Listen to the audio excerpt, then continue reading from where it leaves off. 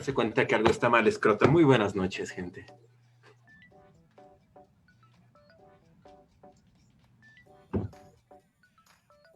Pues, ¿qué tal? Muy buenas noches, chicos, chicas, a todos. Gracias por acompañarnos en este programa que se llama Aquí nos tocó educar, ¿no? El día de hoy estoy aquí con mis dos buenos compañeros, Roberto Miranda. ¿Qué tal, Roberto? ¿Cómo andas? ¿Cómo te trata la pandemia?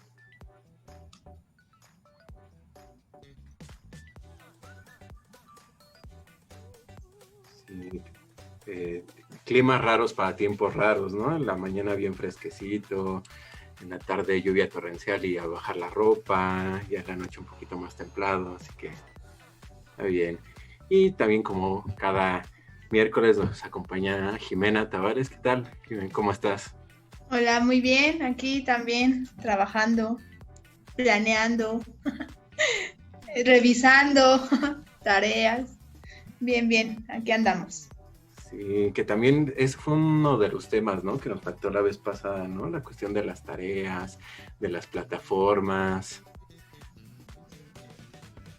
y de la planeación también. También es otro punto que no hemos tocado, creo. Es que yo más bien tengo la ventaja que como a mí ya me dan las planeaciones, soy de esas instituciones que haz la planeación, bueno, solo aplícala, no la hagas porque sabemos que la vas a hacer mal. ¿Qué gran ventaja tienes? Sí, entonces, pues para mí eso no, ahorita no me afecta tanto, así que, pero No, sí también planear, ¿no? Cuando más supongo que ir como intercalando las sesiones presenciales con las no presenciales. sí, sobre Debe todo el ser. conjugar, ¿no? Que nos exige, bueno, no nos exigen en teoría, Ujú. pero sí el contenido, ¿no? Del programa Aprende en Casa 2, que están entre que no lo sueltan y sí sueltan los contenidos, que en muchas escuelas pues se supone que te los están proporcionando el directivo, en otras no. Entonces sí es un desinformadero total y pues estamos en ello, ¿no? Sí, Sí. sí está complicado para los maestros planear de esta forma, así nos llevó así como que, ¿no? Porque estábamos muy acostumbrados a hacer de, como que éramos muy monótonos en uno y cuando te llega esta pandemia tienes que hacer otro tipo de planeación Así es. y vincular, eso, también vincular. Pues sí, suena ay, de las cosas, ¿no? De los grandes pendientes que tiene nuestro sistema educativo, ¿no? El poder, pues precisamente eso, ¿no? Como dar opciones a todos los profesores para precisamente eso, hacer una vinculación como un poco más fácil entre los contenidos o los aprendizajes esperados, como le dice ahora la chaviza, y pues los escenarios reales.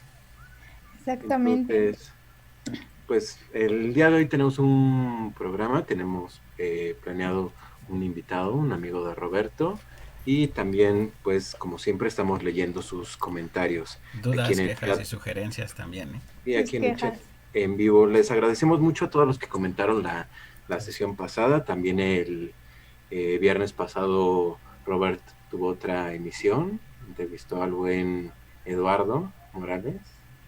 Por ahí se estuvieron echando una plática, igual siguen ambas transmisiones en la página, si le quieren echar una escuchada, una vista, igual darnos sus comentarios. Si tienen una hora libre para hablar de pedagogía, pues ahí siguen las transmisiones colgadas. Sí, o sobre lo que les dejó la pedagogía, ¿no? Ujú. Básicamente. Porque muchas veces Exactamente. tratamos de hacer todo esto que en algún momento se llama el rayo pedagogizador. O sea, todo queremos que sea pedagógico, pero pues no necesariamente es así, ¿no? O sea, más que nada contar qué es lo que nos va pasando en nuestro día a día, o al menos en el del día viernes, ¿no? Es como, ¿qué nos dejó la pedagogía, ¿no? Nuestras experiencias que hemos tenido a través de ella, ¿no? Muchas veces. Y quizá Pedagogía Psicópata es este espacio que Jimena nos ha dicho que es necesario para desahogarnos de todo el mundo cruel de la educación. Y que los papás inclusive también necesitarían, ¿no? Porque ahorita Claro. tras bambalinas, o bueno, antes de iniciar la transmisión, pues estamos discutiendo eso, ¿no? Que de repente los papás también juegan parte importante y sería interesante escuchar su propuesta. Sí, claro, ¿no? Y que también conocer, ¿no? Que a lo mejor no tienen uno, tienen tres, cuatro niños, ¿no? Y de diferentes edades y niveles, ¿no? Yo en mi caso tengo una mamita que así casi casi lloraba porque me decía, no maestra, es que no puedo, tengo uno de secundaria, otro de primaria, que acababa de entrar la niña primero y el de preescolar, ¿no? ¿Cómo le hacía? ¿No? Dice, entonces, pues imagínense, el de secundaria pues entrando a la punzada, ¿no? La rebeldía, la adolescencia. El de primero pues apenas, ¿no? Que va entrando, ¿no? Que es, y el de preescolar, sí, pobre. O sea, O yo sea, decía, híjole, imagínate esas cuestiones, ¿no? Al menos en la educación actual, cómo transformar el primero de primaria, valga la redundancia, bueno, primer grado de educación básica, el de secundaria y el de preescolar, que es como el primer contacto con los nuevos profesores, el nuevo sistema. Ha de estar súper complicado para ustedes, los profesores que están en esos niveles, planear las actividades, ¿no? Generar inclusive esta relación de confianza que se llega a dar en el espacio áulico y que en estos sí, momentos no se puede, es más como tú como docente, no, yo creo que no confías en ese primer instante en el alumno, sino que confías en el papá o en la mamá o en el tutor que va a estar ahí echándole la mano, ¿no? Eso es como es. Y se me hace súper complicado. Yo escucho historias de las planeaciones de que, es que no sé qué planear por todo lo de los programas de Aprende en Casa. Ujú. Entonces ya no saben qué planear. Si esperarse a que realmente los programas estén acorde a lo que se va a hacer o si alguien más, la SEP, les va a decir, oigan, pues sí van a salir de esta manera. sí, literalmente sí, y sobre todo vincularlos, ¿no? Con los libros de textos y los materiales que te están proporcionando, cómo vincularlos, digo, sí te ponen el aprendizaje esperado, el énfasis que va y hacia dónde más o menos va el programa. Aquí yo siento que la cuestión es cómo se va a generar el contenido de Aprende en Casa 2, o sea, cómo lo van a dar. Esa es como que la cuestión de, para mí, desde mi perspectiva como docente, es como lo que te da la curiosidad, ¿no? Esta parte es, bueno, porque Aprende en Casa 1, digámoslo así, pues fue como un piloto que pues vimos que tuvo muchas deficiencias, ¿no? Tuvo. Y que no sabemos, bueno, No, ¿cómo muchas, crees? No, no, no. varias, ¿no? No fue. No, ¿cómo crees? El gobierno No, federal jamás. estaba preparado para esta Sí, contingencia a nivel económico, político, cultural y por supuestamente educativo. ¿Cómo puedes decir eso? ¿cómo no? ¿Cómo crees? No, no, no, no. Perdón. Estoy blasfemeando. No, no es cierto. No, y entonces es esto, ¿no? Esta parte de saber, porque dicen, ¿no? Que hay maestros, ¿no? Pero pues queremos saber cuál va a ser la participación que va a tener el docente en estos programas. O sea, a mí me da curiosidad, simplemente, y saber cómo los van a ir integrando, ¿no? Eso sí me llama muchísimo la atención. Y respecto a la mamita, pues creo que muchos padres empezaron, hay muchos, o sea, hay como un, 50 y 50, ¿no? Están los que te casi casi te quieren linchar y que están haciendo tu trabajo. Y está la otra parte, ¿no? Que te dicen, maestra, es que yo no sabía cómo era trabajar con niños, ¿no? Dice, yo tengo tres, ¿no? Dice, ahora yo no la imagino con 20, con 50, ¿no? Entonces, hay como que estas dos partes. Y está padre escuchar las dos partes, ¿no? Digo, porque al final de cuentas, pues está bien y vas encaminando tu trabajo. Sí, realmente, pues son muchas las voces, ¿no? Y muchas las opiniones, y sí, pues lo complicado y a la vez lo interesante que tiene esto es que sí había que revisar caso por caso, ¿no? Porque uno cuando se tiene a hablar con padres o madres de familia, vemos que cada uno es como un universo completamente diferente, ¿no? Como lo que decían desde la que es madre soltera y a lo mejor solo tenía un celular para que trabajara su hijo, desde aquella familia que tiene tres, cuatro hijos, desde aquellos a quienes no les afectó tanto por el trabajo que tenían los padres de familia, de aquellas personas que fueron despedidas. Entonces sí, realmente situaciones bastante complejas y como dicen los de las epistemologías del sur, ¿no? Estas urdimbres de narrativas cómo irlas desenmarañando, ¿no? Para poder llegar a todas esas realidades y todas esas verdades, ¿no? Que al final de cuentas nos trajo la pandemia y a diferencia del gobierno federal, nosotros no las podemos negar, ¿no? Que existen. Así es, totalmente. Algo que, de hecho era lo que estaba pensando, es así, la narrativa aquí es como no la solución para solventar los problemas educativos y pedagógicos del país y del momento, sino la narrativa es, yo creo que podría ser como esta parte metodológica de este primer proceso para poder ir reflexionando sobre estas nuevas cotidianidades, ¿no? Que es bastante interesante, como bien lo dices, ¿no? Una profesora que tenía en la maestría siempre nos comentaba que leyéramos un documento de alguien que estuvo anterior a nosotros, que hizo una tesis, me parece que era su tesis de doctorado, a partir de la narrativa, pero de su propia narrativa y cómo fue su proceso de formación, ¿no? Y cuando la leímos varios, pues sí nos dimos cuenta que es todo un proceso en el que se encierra, a pesar de que estás hablando o se está hablando de un individuo en concreto, comienzas a observar cómo se comienzan a socializar los conocimientos, inclusive la propia educación del sujeto, en cuanto a comprender lo que lo rodea y cómo eso mismo está afectando su propia educación y su propia formación, y qué tipo de pedagogías y qué tipo de enfoques él está retomando para poderse narrarse a sí mismo y a su vez narrar a los demás, porque en la propia narración no solamente te estás narrando tú como sujeto, sino que te estás narrando dentro del espacio social, del espacio cultural histórico que estás presente, ¿no? Inclusive las propias pedagogías te lo van diciendo, no, pues es que el enfoque que tú estuvo aquí dentro de tu licenciatura fue este y te manejaste así, inclusive en tu práctica es de esta manera, ¿no? Entonces creo que la metodología de la narrativa sería una propuesta o una metodología interesante para estos momentos y que inclusive eso sería interesante ver los trabajos actuales, que yo he leído un par de trabajos actuales de educación, principalmente los que publica el COMIE. Entonces es como estas cuestiones de estar viendo qué es lo que están haciendo, cómo están desarrollando sus investigaciones o sus reflexiones. Sí, fíjate que recordando un poco, tenía un asesor de mi tesis de la licenciatura, y hablaba precisamente de la narrativa, ¿no? Y algo que a mí me dejó muy, como que me marcó mucho fue esta parte, ¿no? Dice, el que tiene la narrativa pura, dice, es el docente, ¿no? Dice, por sus experiencias que ha tenido, ¿no? Desde sus prácticas, desde cómo se fue formando, por qué quiso ser docente, ¿no? A qué lo llevó a ser docente, ¿no? Yo creo que desde ahí, dice, tú puedes generar tu narrativa, ¿no? Y lo tenemos, ¿no? Digo, las educadoras tienen una narrativa súper pura, ¿no? ¿Y en dónde la tenemos?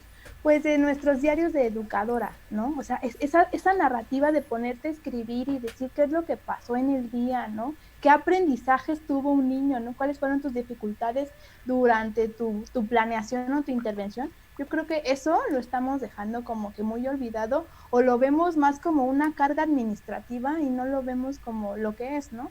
Una herramienta para ti de trabajo, ¿no? Y que te sirve para tu investigación, digo, si quieres estudiar un doctorado o una maestría, pues te sirve, ¿no? Y que a veces luego tomamos, pues sí citamos, pero dejamos de un lado esta parte, ¿no? Sí, de hecho es interesante esa parte, ¿no? De que el querer estudiar una maestría o un doctorado te obliga a reflexionar un tema el que a ti te interese, ¿no? Ya sea la educación, sea la pedagogía, ya sea el arte, ya sea etcétera, ¿no? Lo que tú quieras. Pero creo que parte importante de querer hacer este tipo de trabajos es reflexionarte a ti como persona desde una perspectiva.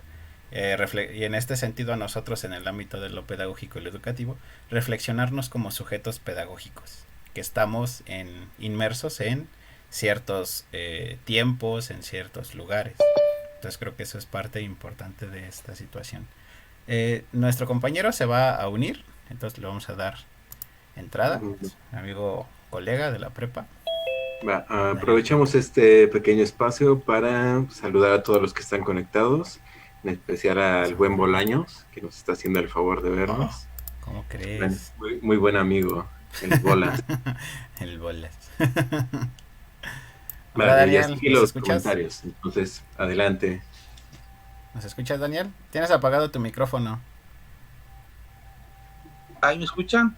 Sí, ya sí. Te escucho, al menos yo sí, no sé los demás. Ya, ahí estamos. ¿Sí, Ahí Daniel? estamos. Sí, adelante. Pues buenas noches a todos. Robert, un gusto saludarte después de algunos, algunos meses, ¿verdad?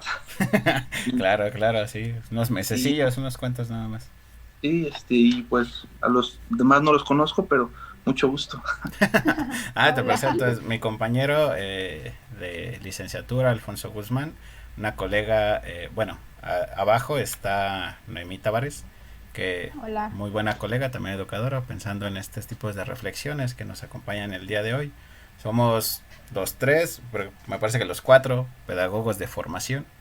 Sí, así. Entonces, pues estamos aquí simplemente en una charla bastante sencilla, amena, acerca de lo que pensamos del momento actual en el que vivimos dentro del espacio mexicano. No sé, tú cuéntanos un poquito desde tu posición en la que te encuentras. ¿Qué es lo que has experimentado? ¿Qué te ha pasado? Cuéntanos un poquito, Daniel. Pues me agarran un poco llegando a las carreras.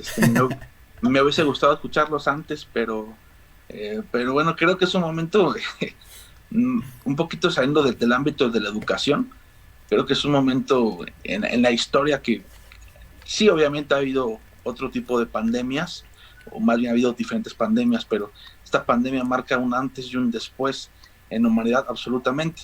Y ya puntualmente en lo que nos compete en cuanto a la educación, pues también marca un antes y un después.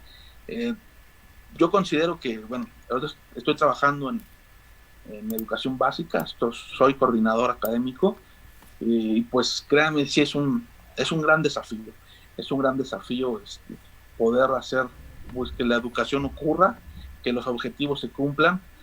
Hace ratito cuando me comentaste, Robert, que se me unía con ustedes y dije, órale, va, escuché brevemente unos minutos de lo que estuvieron hablando la vez pasada y me parece que hay un punto, ¿no? En el que no recuerdo quién comentó, de si fuiste tú o tu compañero. Poncho, lo más seguro. Poncho es el intelectual de los cuatro aquí. Los cuatro. Sí, Híjole, el Poncho es el imagínate, El yo que soy nada el más está intelectual. cite. Sí, sí, sí. Sí, comentó algo acerca de que llegan los planes de estudio y que te dicen, esto es lo que tienes que enseñar. O sea, ni siquiera hay un estudio hacer un estudio del contexto en el que están. Dicen, esto es lo que se tiene que dar y esto es lo que tienen que dar. O sea, no hay como mucho estudio ahí. Y yo creo que es un punto clave, ¿no? Porque nosotros tendríamos que partir los planes y programas que saca la SEP cada sexenio a través de diferentes secretarios y demás, pues me parece a mí que van como muy desfasados porque no pueden ser universales. No es lo mismo las necesidades de unos educación básica de unos niños no sé, de Pedregal, de Interlomas, de Santa Fe, que de unos niños de Chimalhuacán, que de unos niños de la Sierra Tarahumara. Pero digo, los planes pues son para todos, son para todos, y en esto ya para no abundar mucho yo mi participación, pues creo que esto de la pandemia nos hace vulnerables a todos y nos lleva a un punto otra vez de inicio, de decir qué queremos transmitir, cómo lo vamos a hacer, a través de qué. Y pues en ese punto estamos, en un punto vulnerable pues de reinventarnos. No es la primera vez en la historia, creo que somos pedagogos un poquito de educación. Cuando nació la escuela nueva, la escuela nueva como tal nace, ¿no? De un momento buscan reconstruir una sociedad pues dañadas por las guerras mundiales en Europa y demás, y entonces aparecen pues, varios pedagogos contemporáneos y dicen, pues vamos a reconstruir una sociedad ya quitando al maestro del centro, ese ¿cómo le llaman? Eso magistrocéntrico, y vamos a enfocarnos en el alumno, que el alumno pues pueda descubrir el aprendizaje a través del juego, que incursionan los aspectos lúdicos y demás. Entonces no es nuevo, nos toca reinventarnos, pero nos lleva a un punto de partida. Eso es lo que tengo que comentar ahorita, Robert. Ahorita los escucho y ahorita a ver qué más sale. No, sí, nos parece bien, nos parece prudente. Gracias por acompañarnos esta noche y tú relax, puedes ir por cafecito, por agua.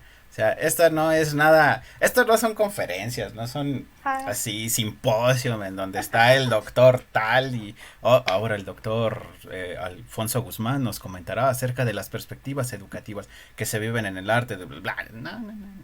Relax, aquí estamos entre colegas, estamos entre pedagogos, entonces tómate tu tiempo y con todo gusto aquí seguimos, ¿va? Seguimos charlando. Adelante. ¿Ustedes qué opinan, muchachos, de estas perspectivas, ¿no? Él nos dice como coordinador académico, es complicadísimo hacer estas situaciones, ¿no? Yo hace ratito, no es una cuestión totalmente educativa como tal, pero es parte como de lo académico. Hace ratito mi pareja me comentaba que una mamá le decía que si le podían emitir una constancia de estudios de que su hija pues estaba inscrita. Y pues mi pareja le decía, no, pues es que yo no puedo hacer nada porque esas constancias van directamente desde el director, ¿no? El director es quien tiene que firmar. Y nos decía, pues es que yo ya le pasé el dato a mi subdirectora y y ya la directora pues se lo pasó al director y ya le contestan y todo y dice que pues de plano no se puede, que porque no es posible generar ese tipo de oficios y toda la cosa. Entonces digo, los procesos administrativos dentro del educativo están hasta cierto punto también varados, ¿no? También me decía que ni siquiera se han podido entregar las boletas del año pasado, o sea, del ciclo que terminó, no se han entregado.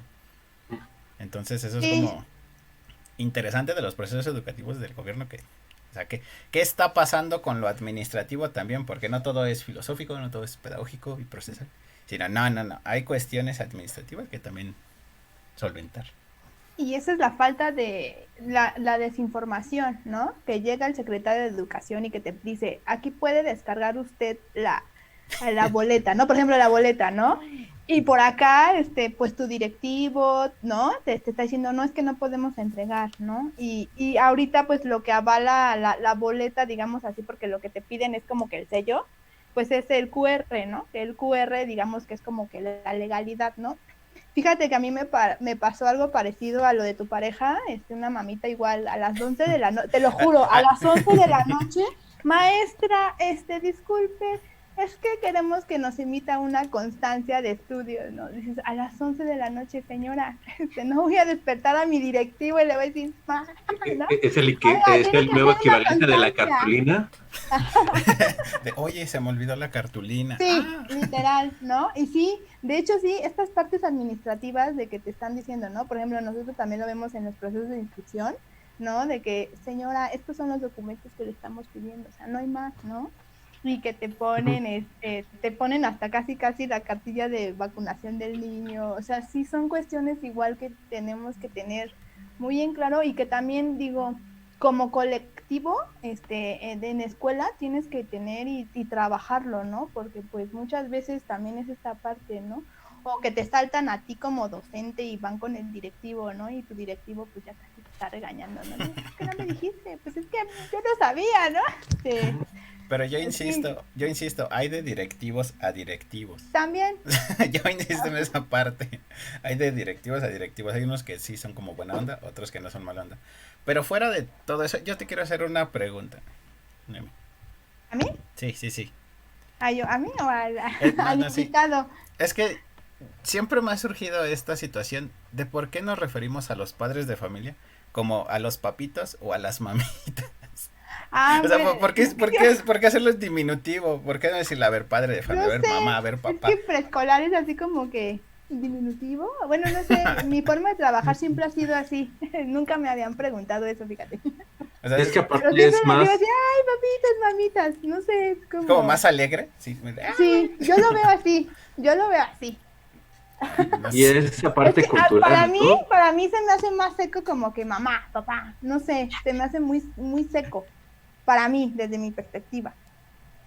Ujú. Como enojado, ¿no? Como Sí, enojado, sí, como que muy formal, ¿no? ¿Sabes? Entonces, Pero sí, eso no como, sería como, ahorita Poncho decía que eso es algo como cultural, pero no es como la misma situación que ponemos en cuanto a, digamos, educación sexual, cuando queremos darle nombre a los órganos sexuales, de decir vagina a la vagina y el, decirle pene, el, pene, y el, les cambiamos el nombre, ¿no sería como lo mismo?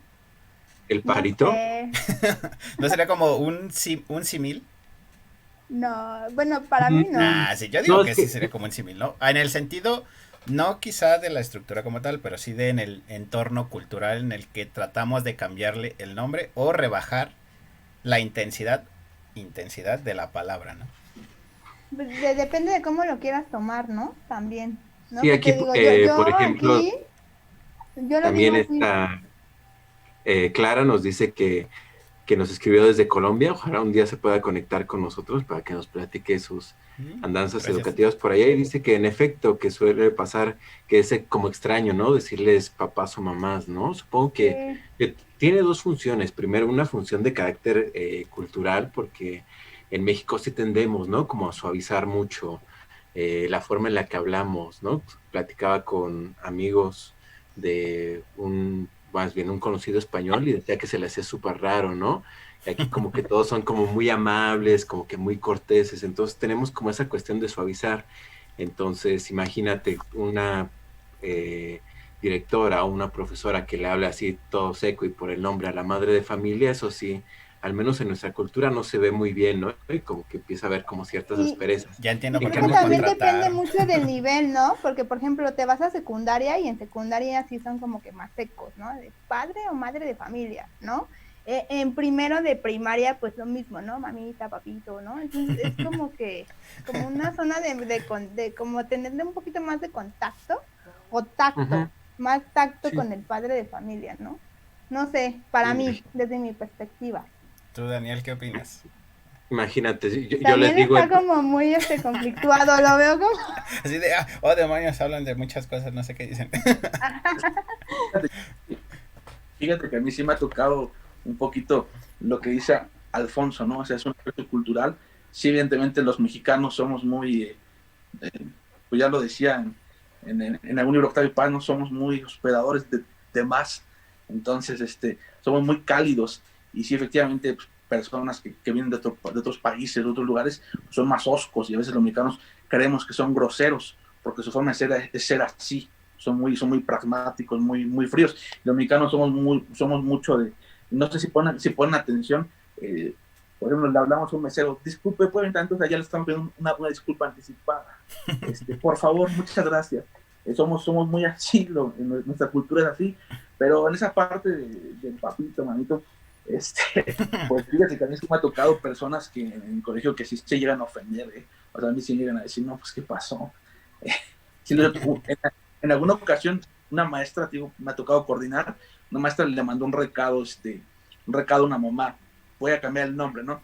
Digo, pues fíjate que Carlitos no hizo la tarea, y la mamá le contesta. La mamá tiene un puesto en el gobierno y le contesta, le voy a pedir por favor que no le diga Carlitos, se llama Carlos. Entonces, pues esa es la experiencia que yo tengo. Es que, bueno, creo que sí es una cuestión como muy cultural en ese sentido, o sea, sin duda alguna, como que dentro de nuestro hemisferio izquierdo de este lado, pues sí somos cálidos y toda esa onda, ¿no? O sea, yo no digo que esté mal, yo tengo nada más esa duda, ¿no? ¿Por qué mamitas y papitos, no? Porque también cerca de donde vivo hay un kinder y siempre pegan sus carteles, ¿no? Carteles. Sus anuncios y siempre es mamito y o papita y así. Digo, mamito. Yo, incluyentes ante todo. Sí, no, eso estaría cool, pero no, o sea, solamente era mi duda, perdón por salirme del tema y todo y generar polémica, ¿no?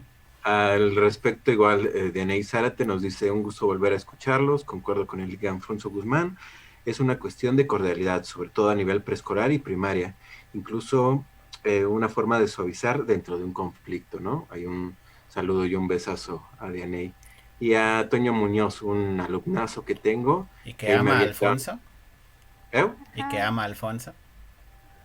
Te digo que les dice que se metan al programa con tal de pasarlos. Sí, métanse. Sí, los pasos. No, lista, ¿no? En verdad sí estaría muy chido que alguna vez Antonio viniera, porque sí está haciendo una labor, ella está trabajando en la línea de atención a víctimas de violencia familiar, ¿no? Entonces también está estudiando ahí la carrera de pedagogía y se la rifa mucho, entonces también ojalá un día pueda venir a acompañarnos. Si no, lo más curioso es que ya no va a ser su profe, así que... No, un saludo a Toño, igual no, en cualquier momento. No todo tiene que ver con calificaciones, chavos. Discúlpanos. Pero sí. Pero sí, al final. Pero al final es pasaste o no pasaste y ya de ahí, ¿cuánto? Pero aprobado, Toño, gracias.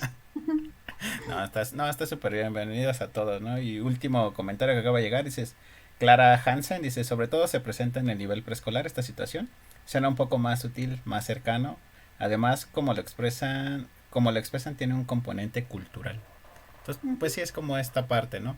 Porque creo que es parte del ambiente educativo, porque yo no he escuchado como en otros espacios que digan así mamito o papito.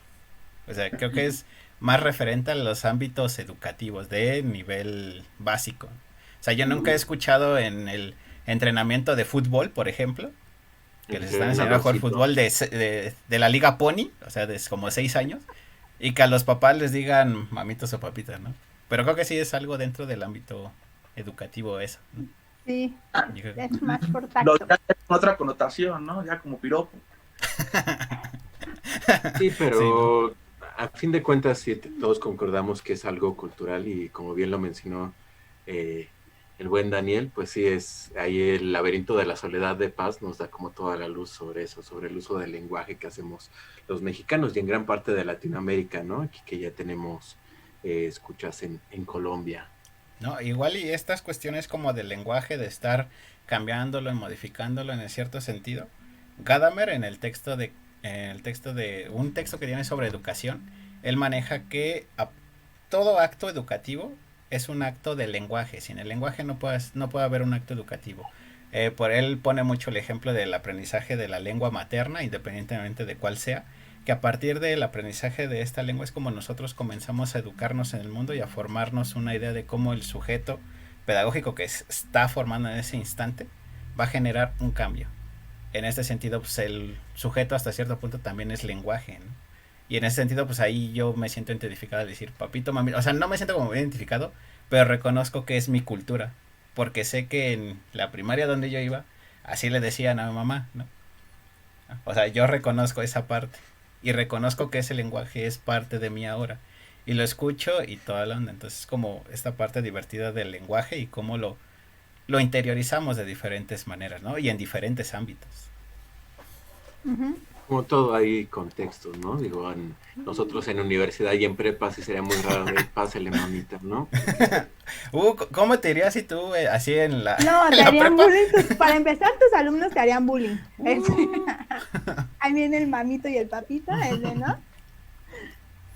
sí, hasta eso sí, ahorita balconeando, sí tenía una compañera docente, ya un poquito más grande, que sí hacía eso, a todos les hablaba, ya a todos alumnos o padres de familia les hablaba así como de cariñito, como de amor, como de, Sutil, ¿no? como, sí, como Sí, intentando sutil. siempre suavizar, ¿no? Pero creo que sí, y que más bien como dice Robert, sí es como estas estructuras que componen el imaginario, ¿no? Es curioso porque Gadamer, aunque no lo acepta, lo recupera de Wittgenstein, de que el lenguaje es como esta gran estructura. Uy, perdón. Uy, uy. No, sí, que el lenguaje es como esta gran estructura a través de las cuales nosotros nos vamos conformando. Por eso los límites del lenguaje son los límites de mi pensamiento. Entonces, vean cómo, a pesar de que pedagogos, universitarios, y queremos tener un discurso como serio, pues este tipo de palabras como el de mamito, como el de papita, como el de fomi, pues nos siguen acompañando, ¿no? Inclusive en ciertas investigaciones el mamito o el papito podrían considerarse estar dentro de una categoría de investigación, ¿no? Y de reflexión epistemológica, así bien brutal, así, ¡bah! ¿No?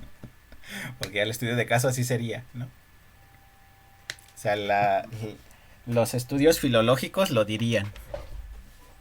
Pues sí. Pues ya, eso ya son otras cuestiones.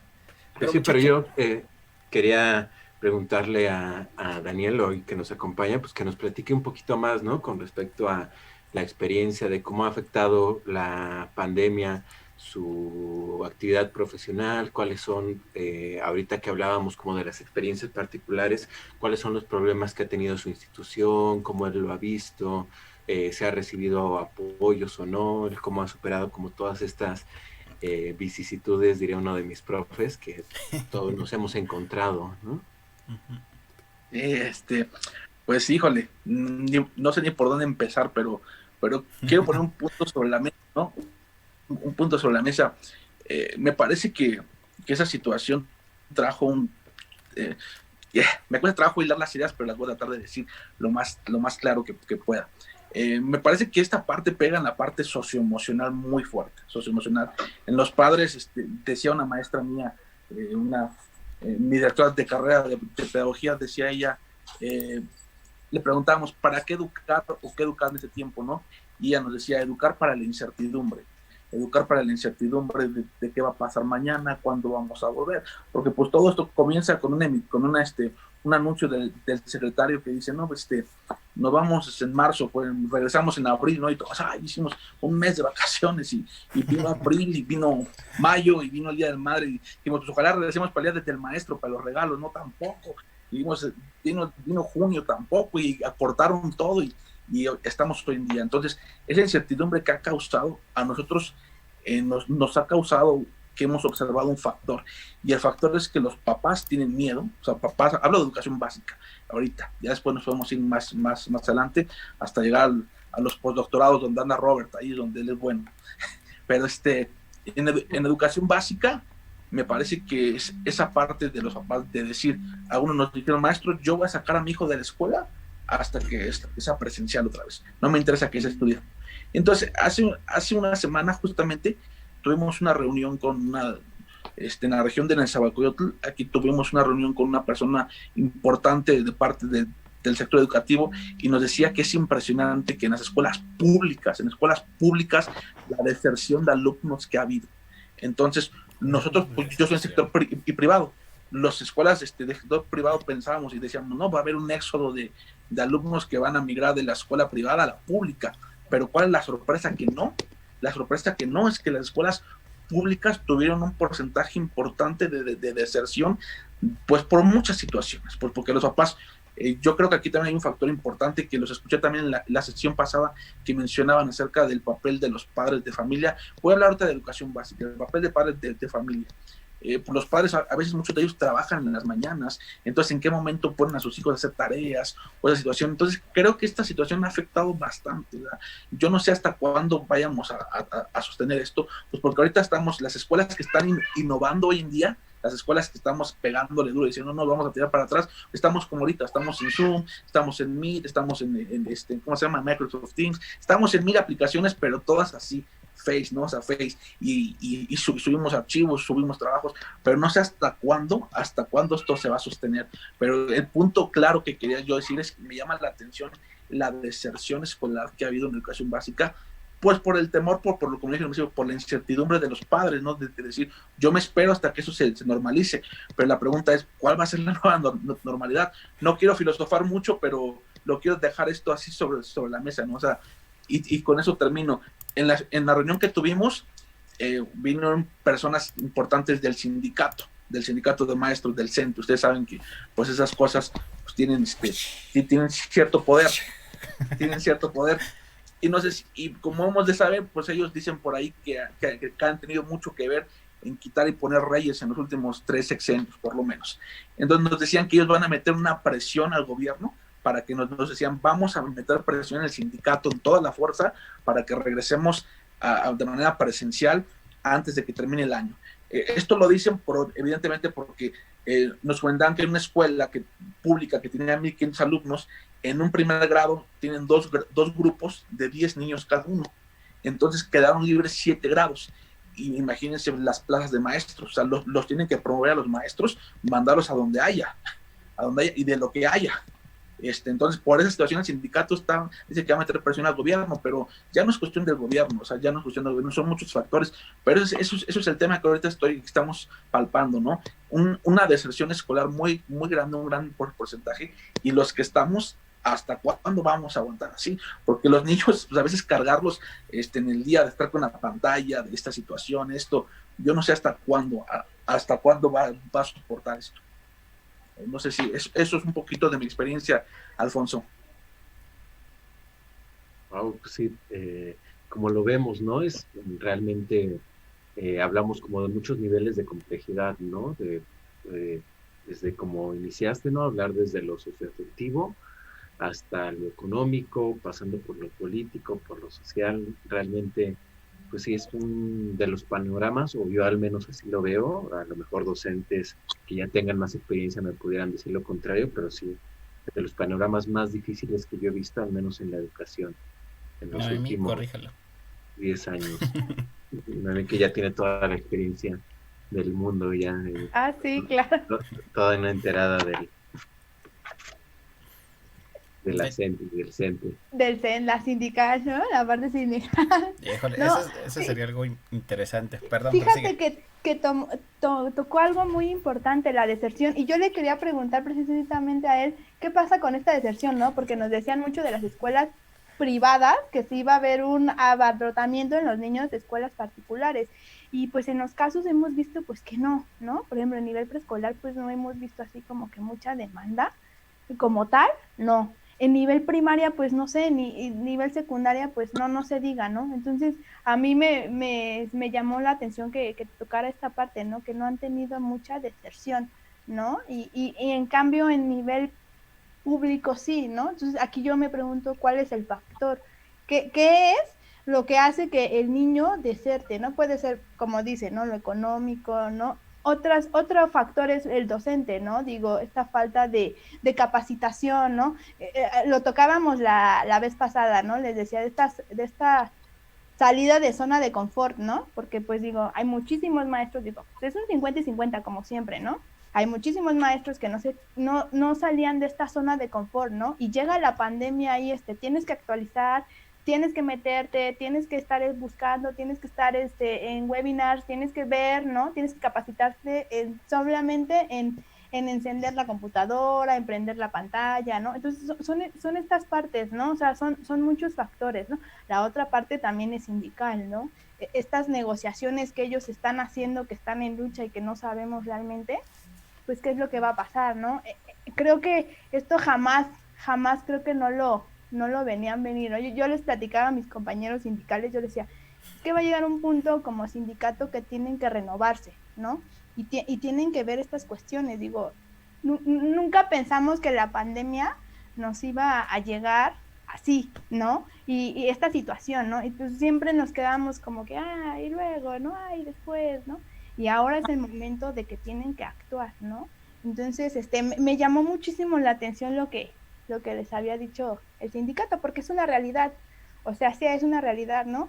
Estaba leyendo una nota en la semana, no sé, no me acuerdo de en la nota periodística, bueno, el título, pero lo que me llamaba era el desaparecer las escuelas de tiempo completo, ¿no? Ese es otro punto que hay que ver, ¿no? ¿Qué va a pasar con estas escuelas, ¿no?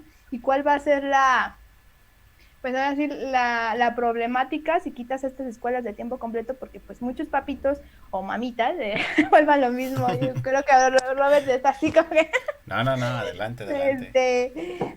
Pues llevaban a sus hijos a escuelas de tiempo completo porque pues tienen que trabajar, ¿no? Ambos tenían que trabajar y pues no había quien los cuidara a los niños, ¿no? Y pues los llevaban a las escuelas de tiempo completo para tener esta parte. Que te interrumpa, es que mencionaste algo ahorita, una palabra, ¿no? De acerca de renovar.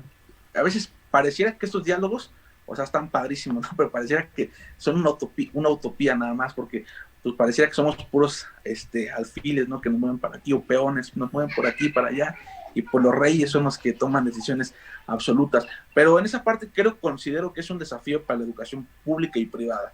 Es la parte de la deserción. Tú mencionas por qué a lo mejor hay un margen mayor en las escuelas públicas de deserción que en las privadas. Evidentemente, en las escuelas públicas, los papás, a final de cuentas, a distancia, buscan un poquito de atención a sus hijos. Entonces, una escuela pública, pues un maestro, imagínate, que tenga 40, 50 alumnos ahí, cambiándole la pantalla para ver si los puede ver a cada uno de ellos en horas. Las escuelas privadas, pues hay escuelas de entre 10 a 25 alumnos. Entonces, yo creo que esa parte eso es un factor importante, la atención personalizada que se busca hacia los pequeños. Y en esa parte, en ese desafío, yo pienso que el sindicato, la educación en general, estamos en un proceso de renovarnos. O sea, la educación, como yo mencioné en un principio, y no de un rollo teórico, no, sino un rollo de verdad. O sea, como en un principio, pues, la educación, pues, yo me acuerdo de historias de la educación, empiezan a lo mejor con la escuela, la escuela tradicional, ¿no? Los jesuitas, los conventos y demás. Después digo que viene la escuela nueva con esos cambios de incluir el juego, más adelante vienen los humanistas y todo el rollo. Entonces estamos en un tiempo en el que tenemos que cambiar las escuelas, tenemos que cambiar, y hay un lema, ¿no? De educar para la vida.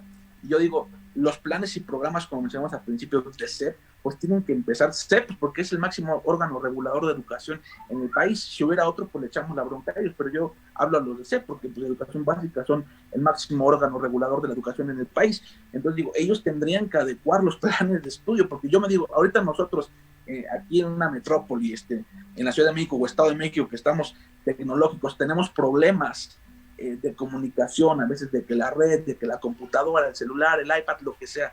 Ahora imagínense en los lugares de provincia donde hay escasez, porque aquí uno va a la plaza de la computación y encuentra un dispositivo, va al tianguis, los que hay clandestinos lo encuentra, con un cuate en segunda mano, en Facebook, busca, lo encuentra, pero las personas de provincia, o sea, tiene que haber un cambio total, absoluto, una revolución. Yo creo que por ahí, no sé, o sea, anteriormente, los planes de estudio, no sé qué buscaban. Había mucha carga hacia, en algún tiempo, yo me acuerdo, la parte de lingüística, ¿no? De gerundio, todas partes, pero hoy en día tenemos los niños que empezaron una revolución tecnológica con ellos y a todos los niveles. Entonces, pues eso es lo que yo quiero aportar, lo que tú comentabas de una transformación y una renovación. No podemos quedarnos obsoletos, o sea, tenemos que avanzar, porque las cosas están cambiando, están avanzando, y si nos quedamos, dice por una frase, todo lo que es viejo desaparece. Entonces tenemos que ir agigantadamente avanzando. Y una crítica un poquito, me parece que a veces, no, yo soy de la escuela crítica, pero me parece que a veces las personas del magisterio o de escuelas, los docentes, a veces parecía que están en un estado de confort, ¿no? Ya, no, pues reviso mi carga horaria, ya estoy contento con mis 8 horitas, con mis 12 horitas, con lo que sea, pero ahorita estamos en un tiempo de volver a picar piedra, porque esto hay que volver a construir algo nuevo. Entonces estamos otra vez picando piedra. Sí, y sobre todo ser flexibles, ¿no? Es claro. Lo que yo les comentaba a ellos, ¿no? Crear horarios en donde tú puedas, como docente, tener esta convivencia con tu alumno, ¿no? 10, 15 minutos, pero pues que tienes que ser igual flexible, ¿no? Tanto para el padre de familia, como para el niño y como para ti, ¿no? Digo, a lo mejor lo vemos como, o no sé, a lo mejor hay maestros que lo ven como una carga administrativa, pero pues no es una carga administrativa, ¿no? Al final de cuentas te tienes que estar ingeniándotelas, ¿no? Y esta parte de poder generar estas flexibilidades, yo creo que te abre muchísimo campo, ¿no? Sobre todo en el campo emocional, ¿no? Igual date la oportunidad de escuchar al padre de familia y saber qué es lo que piensa, qué es lo que siente, ¿no? Cómo vive esta parte de la pandemia, ¿no? No sé, creo que es eso, ¿no? El transformar, ¿no? Pues digo, la pedagogía es eso, ¿no? Transformar para educar, ¿no? ¿Y qué es el transformar? Creo que tenemos que tener muy claro esa parte. Bienvenidos a todos los que se nos están uniendo. Estamos aquí en Pedagogía Psicópata, en el episodio 2 de Aquí nos tocó educar. Nos acompaña Alfonso Guzmán, Noemí Tavares, Daniel Cuenca, haciendo unas remembranzas acerca de lo que reflexionamos sobre la educación actual en tiempos de pandemia, que es como el título actual de todos los seminarios, todas las pláticas, ¿no? Educación en tiempos de pandemia o en tiempos o post pandemia, ¿no? Y que estamos trabajando estas situaciones muy interesantes de estas cuestiones. Alfonso. Tenemos aquí unos comentarios del chat en vivo. Nos dice Dianey Zárate: en las escuelas del sector privado nos enfrentamos al mismo conflicto. El padre de familia llega en plan de convénceme para dejar a mi hijo aquí, o si no lo escribo hasta que todo sea presencial, de cuando hablábamos de la situación con respecto a la deserción. Y también comenta Deney: realmente es una cuestión bastante complicada en la zona escolar donde trabajo. Varias escuelas privadas cerraron porque lejos de haber instituciones a las que nos enfrentamos las bajas, y las escuelas que nos mantenemos trabajando nos enfrentamos a padres de familia que dejan al alumno frente al dispositivo y ya. El alumno se debe organizar y ser él autónomo, ¿no? Como la cuestión de cómo se enfrenta un niño de primaria, cómo se enfrenta un niño de secundaria. No quiero imaginar lo que pasa un niño de preescolar frente al dispositivo, ¿no? Y que tenemos errónea esa idea, ¿no? De que el niño sí es autónomo, pero hay que encaminarlo, ¿no? Yo les volví a poner el ejemplo, ¿no? A través de la investigación, ¿no? Pero de su propia experiencia, ¿no? Por ejemplo, en nivel preescolar. ¿no? Sí, sí, Es ahí, él es el autónomo de su aprendizaje, ¿no? No sí. es que lo dejes en un dispositivo 3, 4 horas o en el programa de televisión de 2 horas y que el niño, a ver, ¿y qué hiciste, no? Y manda la tarea tú, ¿no? Porque esa ya va a ser como que tu obligación, ¿no? Creo que lo tocábamos desde la otra vez, ¿no? Yo vi un webinar que a mí me encantó de de un doctor que hablaba precisamente de esto, ¿no? Dice, estamos yendo a una escuela tradicionalista, ¿no? Donde dejas al niño aquí con la pantalla y la computadora o el televisor y al final de cuentas, pues tú como docente no estás aportando nada, ¿no? Entonces, él decía, marcaba mucho esta parte de, ¿no? Tienes que estar investigando, tienes que estar haciendo, ¿no? Y probar, y probar, y probar, y probar, esto me funcionó, esto no me funciona, ¿no? Entonces, yo creo que tenemos que estar en como que, no estar, sino más bien tener más el panorama más amplio, ¿no? Que a veces como docentes nos cuesta un poquito de trabajo, somos muy cerrados. Inclusive yo creo que muchas veces no es que sean cerrados, sino que es como yo creo que como docentes muchas veces nos acostumbramos a hacer una forma de trabajo, a tener una forma de trabajar y que hemos visto que funcionó a lo largo del tiempo, por lo cual caemos en esa situación de quedarnos como en lo, ah, ok, esto ya funciona, entonces no lo voy a cambiar, no voy a probar algo nuevo en esta situación. Dejamos de innovar, dejamos de avanzar en estas cuestiones y ahora actualmente tenemos que salir de esa zona de confort, ¿no? Como lo mencionaba Daniel, como lo mencionabas tú, como lo mencionaba también Alfonso, ¿no? Salir de estas cuestiones y comenzar a realizar actividades que puedan intervenir en la educación a distancia de los sujetos, independientemente de cuál sea el nivel, porque a Mm, pesar de ello tenemos que generar este sentido de cambio, estas actividades de cambio. Quizá nosotros desde nuestra propia trinchera buscamos estas oportunidades, quizá buscando desde los sindicatos, oye sindicato, tú qué piensas, ¿no? ¿Qué vas a hacer? Oye papá, mamá, ¿tú qué piensas que vas a hacer? Oye tu alumno también, ¿qué vas a hacer? ¿No? Tú docentes de tal, tal, tal, ¿qué vas a hacer? ¿No? Y evitando estas situaciones de rezago educativo, porque el Sí, rezago totalmente. educativo va a ser brutal en estas acciones, ¿no? En el ciclo pasado, pues prácticamente que fue un trimestre, pues no se fue a la escuela. Y prácticamente, y estoy casi seguro, de que se aprobaron a todos los niños, adultos, jóvenes, sin ningún pero. O sea, esta Sí, flexibilización del sistema educativo fue brutal y los pasaron así de, ah, ok, mi niño de primero y en primero o segundo, el objetivo era que aprendieran a estructurar oraciones y algunas palabras, ¿no? por Y ejemplo, no se estaba logró. viendo también esta parte, ¿no? De la gente adulta que está tomando la educación en casa, ¿no? Y que les van a dar su certificado, ¿no? Por ejemplo, ¿ustedes qué piensan de eso? O sea, ¿qué piensan de esta forma de que los adultos estén tomando la educación, ¿no? Porque, por ejemplo, yo me acuerdo cuando estaba, que tenía como 6 7 años, estaba la escuela nocturna y era para la gente adulta, ¿no? Y los quitaron, o sea, la educación nocturna sí existía, ¿no? Y era para la gente adulta que trabajaba, pues de barrendero, o sea, de diferente tipo, ¿no? De Ujú. trabajo, pero era específicamente era para ellos, ¿no? Y esta escuela yo me acuerdo porque era una amiga de mi hermano, su mamá estaba en la educación para Los adultos, diurnos, ¿no? ajá, exactamente, ¿no? Y ella estudió hasta el 6.º grado y quería estudiar la secundaria, ¿no? Y quitaron el programa, ¿no? Y creo que era un buen programa, creo que era un buen programa. No sé, alguien quiere, No sé qué piensan ¿qué sobre piensa? ahorita esta parte, ¿no? De que la gente adulta está tomando el aprendizaje en casa y los van a certificar.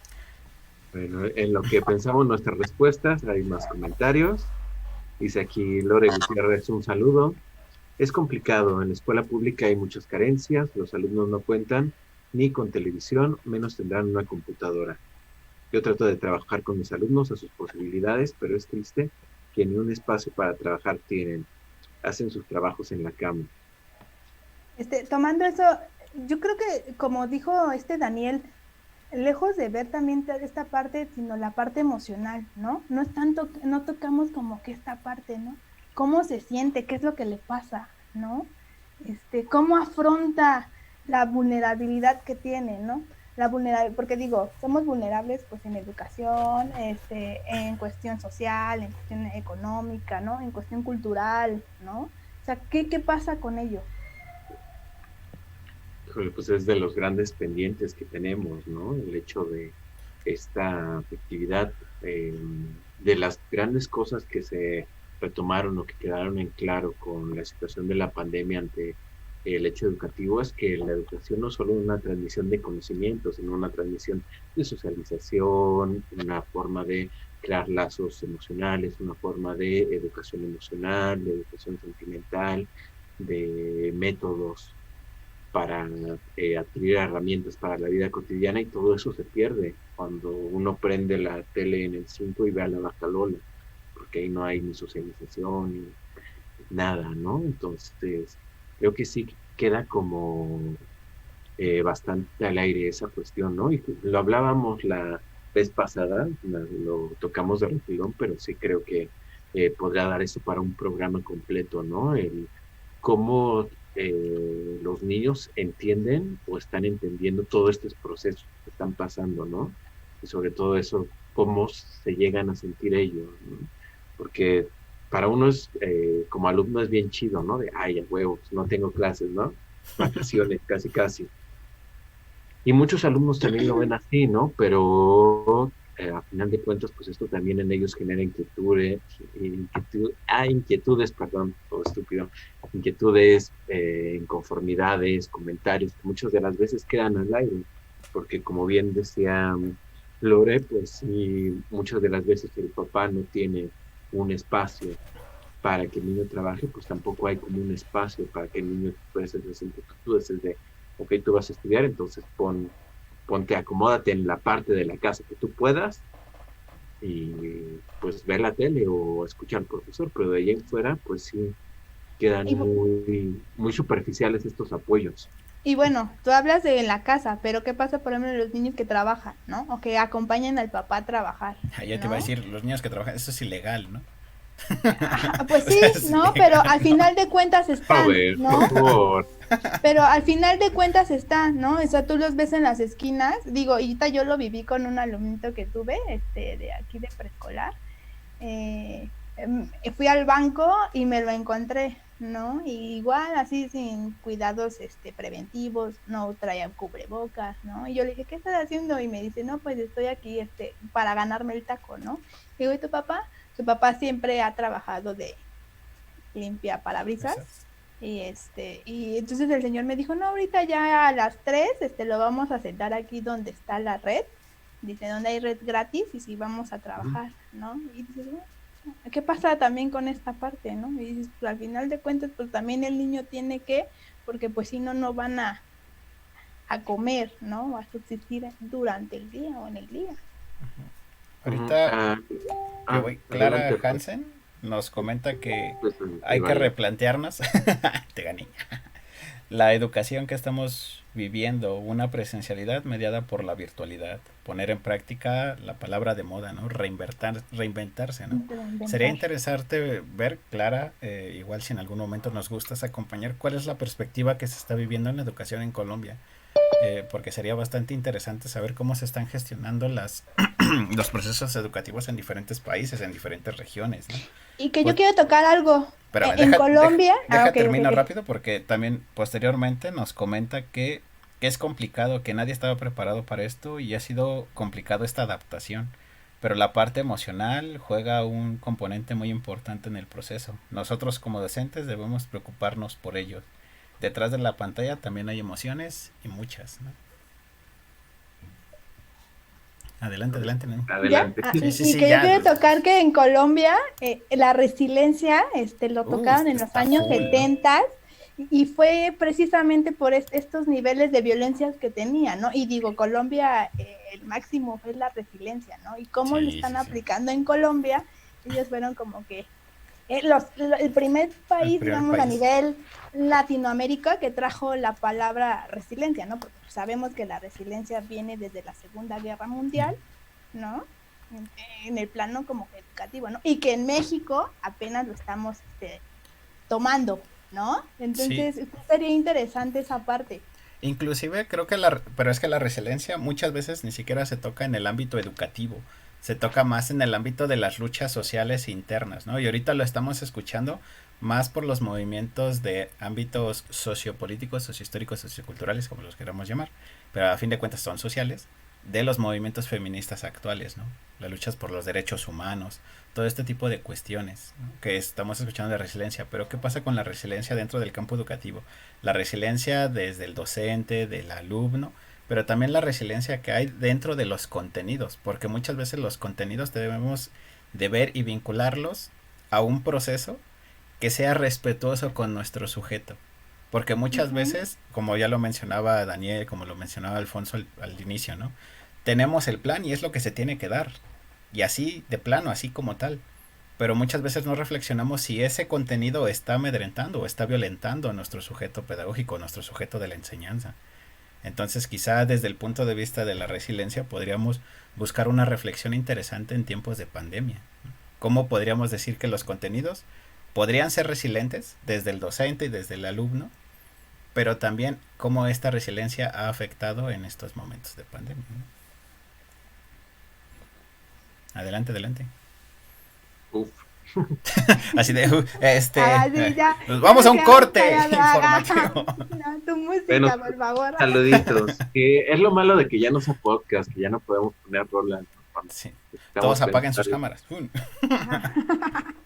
como cuando uno necesita tiempo para ir a pensar al tianguis y no se lo dan. Sí. Mandamos un mensajote a Blanca García, un saludote, perdón, y a Ilse, una excelente alumna que también nos está viendo por aquí. Es que, por un lado, creo que sí se habla en ciertos entornos de la resiliencia educativa, no solo en esta cuestión de las luchas sociales, pero por el otro lado también está como en entredicho, ¿no? ¿Qué tanto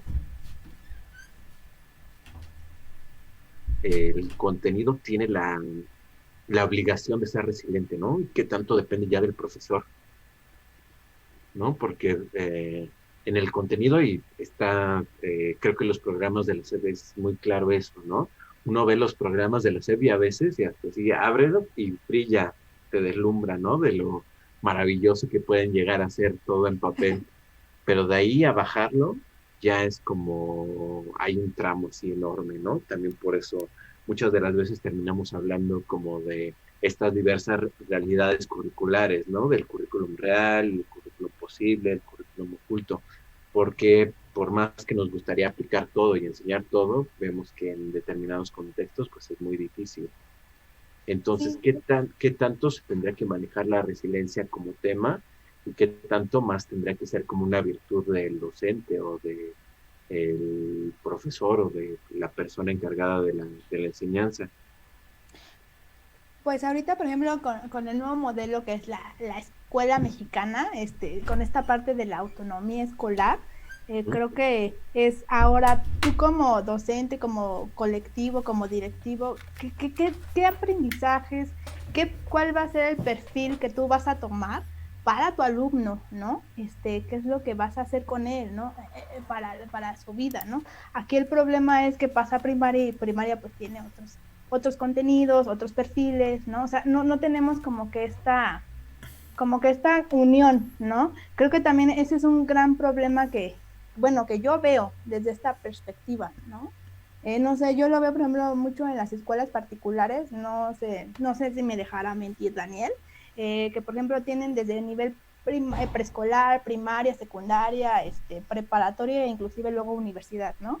Y que ellos sí van trabajando como que esta parte, ¿no? Del perfil que quieren ir llevando a cabo, ¿no? Hacia el alumno, ¿no? Desde el nivel básico que es preescolar hasta el nivel universitario, ¿no? Yo creo que tendríamos que como escuela pública empezar a ver como que esa perspectiva que trabaja pues escuela particular, ¿no? No sé, que diga Daniel.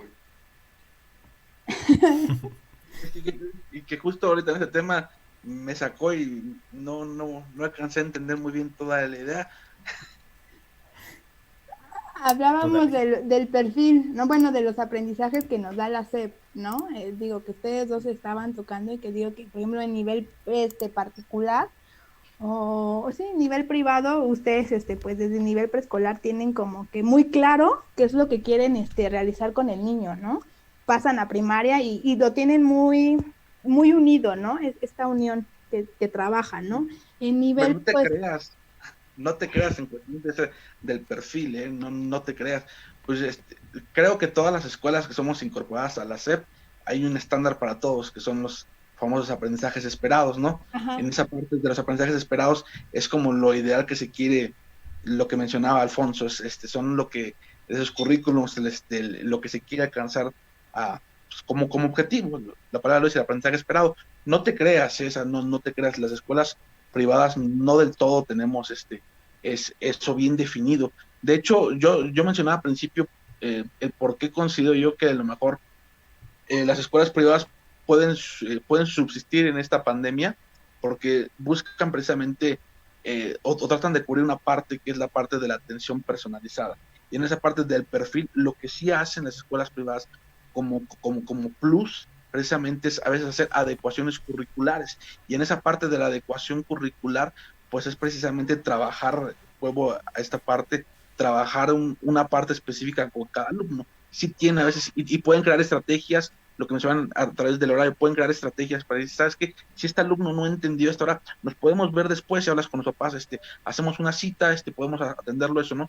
Cosa que en la escuela pública pues, no se da, porque muchos maestros tienen doble plaza, sí, efectivamente, o algunos de la doble plaza, porque pues el turno vespertino estuvo extinto en un gran porcentaje por lo que tú mencionabas, por las escuelas de tiempo completo, ¿no? Pero entonces, pues que el profesor termina a las 12:30 ya no puede atender porque tiene otro compromiso, tiene otro trabajo. Entonces, las escuelas particulares dan este único plus. Este único plus es acerca de la personalización, o sea, de la particularidad en enseñanza, de si tú encuentras en el alumno el famoso que en un tiempo fue el famoso FODA, las fortalezas, oportunidades, debilidades, ¿no? En que encuentras algún área de oportunidad a trabajar, pues ahí es ahí en donde se centra. Sí, aquí comentarios. Clara otra vez nos comenta, muchísimas gracias por sus comentarios y sus participaciones. Dice, desde la parte de educativa se transversaliza, de cuando hablábamos de la resiliencia, en la mayoría de las instituciones el proyecto de paz y se retoma en estos términos, ¿no? Este modelo educativo, ¿no? Que tienen ahí en Colombia. Colombia, sí, el Y modelo. también nos dice, aquí en Colombia decimos el papel todo lo aguanta. Ay, perdón, el papel todo lo aguanta, sí. El docente debe articular dos componentes, entre otros, práctica, teoría, y de la misma manera conocer particularidades, necesidades y estilos de aprendizaje diversos. Eso que también es, por eso también a los educadores nos terminan tachando de todólogos, ¿no? Porque tienes que combinar como el aspecto psicológico del aprendizaje, el aspecto social, el aspecto cultural. Entonces sería bastante interesante ver cómo lo manejan en Colombia, ¿no? Y poder hacer estas continuidades o discontinuidades de ambos modelos. Al menos aquí, por lo que me comentaba, ¿no? Sí se intentó como aplicar con la nueva escuela, pero sí hubo ahí como ciertas fallas. Digo, yo no trabajo esos niveles, pero a lo mejor ustedes me podrían explicar un poquito mejor. Y para terminar, un saludazo a Paola González. Un abrazazo. Hola. Que nos está viendo. Sí, ¿cuáles son estas perspectivas que manejan dentro del ámbito educativo de nivel básico? Porque es súper complicado. Como docente, ya seas como haya salido como pedagogo o en las anteriores administraciones, pues todavía admitían a psicólogos educativos. Y también, obviamente, entran los normalistas. ¿Cómo se parte de esta perspectiva en la que el docente debe de ser un todólogo para poder articular los diferentes proyectos de el que la SEP quiere, ¿no? Inclusive creo que muchas veces choca con lo que nosotros queremos hacer como docentes, ¿no? Porque a ti te formaron como pedagogo, a ti te formaron como psicólogo educativo, a ti te formaron como normalista, pero llega la SEP y te dice, no, ¿sabes qué? No me importa qué haya sido, aquí está lo que tienes que darme, y no hay más. Y eso muchas veces choca con nuestra propia práctica, choca con lo que queremos hacer como docentes, ¿no? Yo me figuro así como docente si llego a dar en educación básica, sí, trabajar por proyectos y hacer esto con mis alumnos y aquello, ¿no? O sea, como que buscar estas posibilidades. Pero cuando escucho las historias de mis compañeros que ya trabajan en estos niveles y me dicen, no, es que el contenido esto, que los aprendizajes esperados que esto y que aquí, y así de estar denso esa situación cuando llega a pasar, ¿no? Pero yo creo que será una experiencia gratificante para mí y formativa y espero lograr pues solventar las situaciones de aprendizaje, ¿no? Y lograr todo lo que se espera. No sé ustedes qué nos comentan que manejan esos niveles, Daniel y Noemi. Adelante, primero las damas. No sé, digo, tú adelante. Aquí no hay Aquí aquí no hay... somos Híjole, no lo intuitivos. digan, no lo digan, no lo digan. Nos van a tumbar el video. Ah, sí, cierto. No, adelante, Daniel. Pues es que, híjole, todo, yo creo que todo lo que dicen gira en torno, Robert dijo, ¿no? O sea, acerca del perfil, tú dijiste, ¿no? Algunos son psicólogos educativos, algunos son normalistas, algunos son pedagogos, pero me creerás que en esa parte, Roberto, sí hay una diferenciación muy fuerte, muy, muy fuerte. Creo que tú mencionas al principio, los 4 somos pedagogos. Los pedagogos aún del plan de estudios de una escuela a otra, aún de una facultad a otra, ustedes que son de la UNAM, cambia abismalmente el plan de estudios y la formación hacia donde te inclina, ¿no? Pero por lo general a veces el pedagogo es más de planeación, es más de estrategia, es más de esa parte. El normalista es 100% técnico, o sea, el normalista en esa parte yo creo que es donde se complementan las cosas. En un equipo de trabajo, si juntas normalistas con pedagogos y psicólogos educativos, puede ser un equipo muy brillante, porque digo, el pedagogo tiene toda la parte de estrategia y creo que en esa parte nadie nos la gana. Ahí sí nos defiende, digo, somos planeadores, somos estrategas, somos personas que sabemos planificar y desarrollar proyectos bien. Pero sin embargo, en la parte de ejecutar, como tú ya te dan aquí el programa, tienes que hacer esto, es donde entran los normalistas, que yo considero que en la parte de los normalistas tienen tienen unas técnicas que yo de verdad digo impresionantes para los pequeññ. Tienen técnicas muy, muy, muy, muy buenas para poder enseñar.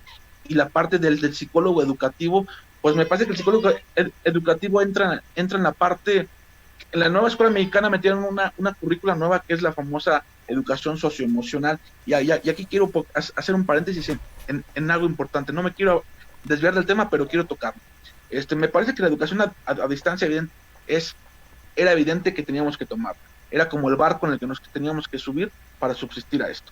Sin embargo, el aula, la educación socioemocional, la educación básica, por ahí decía un maestro que tuve no recuerdo si en la primaria o en la secundaria, pero decía, el niño en lo que dice, en lo que lo hace Piaget, esta diferenciación de las etapas de desarrollo, lo que comprende la niñez, que dice que es desde los 5 hasta los 11 años, esa etapa del niño dice que es como un cemento fresco, o sea, toda la marca que tú dejes es una huella que le queda para toda la vida. Por eso es que en esa parte se trabaja la parte socioemocional. Ya el adolescente tiene otra etapa, en la secundaria tiene otra etapa, la etapa de una búsqueda de identidad, de dónde soy, a dónde voy, a qué círculo pertenezco, soy rapero, soy esto, todas esas, cuando fue el boom de las famosas tribus urbanas, ¿no? Se corresponde a una búsqueda de identidad, pero el niño como tal es carente de afecto, y entonces a lo que iba era con esto. Se abre esa clase o esa materia en la currícula de la Escuela Nueva Mexicana, de la parte de educación socioemocional, por lo siguiente: había niños, obviamente, que vienen de familias muy complicadas, de familias que el padre llega tomado a golpear a la mamá, de problemas todos los días, y su único momento de oasis era ir a la escuela, era ver a su maestra, era convivir con sus compañeros, era el salir de ese boom de problemas que el niño tenía para ir a la escuela, para ir al aula y encontrarse con sus compañeros, que a veces pues también eran gandallas porque hacían bullying y todo, ¿no? Pero era el escape. Yo tuve varios casos, o sea, bueno, tuve la oportunidad de ver de cerca varios casos de niños que sufrían violencia en su casa, y decían, y eran las 2 de la tarde y tocaban la campana y decían, maestro, no me quiero ir a mi casa, aquí soy feliz. Y entonces, en esa parte, a los niños pues les quitan esa parte, o sea, les quitan el aula, les quitan lo que mencionaba Alfonso, esa parte de la socialización, que es muy importante, porque ¿cómo vas a llegar con un niño? Educación a distancia, como lo quieras ver, como lo quieras manejar, porque educación a distancia no nada más es manejar una clase online. Educación a distancia puede puedes utilizar tú la herramienta que tú necesites para poder educar. Eso es la definición de educación a distancia. Entonces, pero ¿cómo tú llegas con un niño y decir, me tienes que hacer 10 oraciones de esto, tales tablas de multiplicar esto, y el niño pues tiene problemas internos, o sea, tiene problemas socioemocionales. Por eso es que se incursionó esa etapa de la parte socioemocional en la nueva escuela mexicana. Y no sé si Robert, si con todo este rollo que dije, responde un poco lo que dijiste, porque me voy, ya no, ya regreso. No, de eso se trata estas reflexiones, esta mesa de diálogo, ¿no? De repensar lo que estamos entre todos realmente diciendo y más que nada viviendo, ¿no? En el contexto actual, qué es lo que estamos sufriendo. Tú ahorita nos cuentas esta perspectiva de que la escuela se había convertido en una posibilidad para que los niños, aparte del objetivo primordial que tiene que ser, digamos así, la formación del sujeto, también funge como un guardián del sujeto, porque tiene que salir de los problemas que habitualmente están, ¿no? Y también de que los perfiles van de ahí. Adelante. Me invitaron y yo hablo mucho, ya hablé más que todos ustedes, pero quiero hacer... Al contrario, para eso es, para que hables. Vas a liberar tu catarsis. Quiero hacer una pregunta a cada uno de ustedes, a que cada uno pueda ayudarme a responderla, ¿no? Yo tengo una duda, ¿no? O sea, porque decimos, no, la educación y todo, ¿no? Pero yo sí quiero partir de un punto y ojalá me puedan ayudar a responderla. Número uno, ¿para qué estamos educando? ¿Para qué estamos educando? O sea, en el ámbito que estamos, ¿para qué estamos educando? Y la segunda es, ¿qué queremos educar? O sea, ayúdenme a responder eso, porque tengo dudas en eso. Todos los días que me levanto y llego al trabajo, digo, ¿para qué estoy educando y qué quiero educar? O sea, porque hablamos de la educación. Los griegos decían, ellos eran muy claros, decían, buscamos la educación integral. Vamos a educar el cuerpo, vamos a educar el alma y vamos a educar el espíritu. Y eran una parte así. Entonces yo digo, pero nosotros, ¿qué queremos educar y para qué queremos educar? Pues yo creo que, bueno, en primer lugar, no creo que los griegos lo tuvieran tan cercano, porque ellos decían que querían formar al ciudadano, al buen ciudadano. Entonces, va como, ¿qué consideramos por bueno? Ya nos encontramos en cuestiones éticas y filosóficas. Pero, ¿qué estamos educando? La cuestión, el problema es cuál va a ser nuestra responsabilidad desde nosotros, desde qué vamos a educar. Si vamos a educar lo que nos está proponiendo desde nuestro propio sistema educativo, o lo que tú como docente quieres reflexionar a partir de eso y crees que el sujeto va a ser acorde a lo que tú quieres impartir, ¿no? En este sentido creo que va esa situación.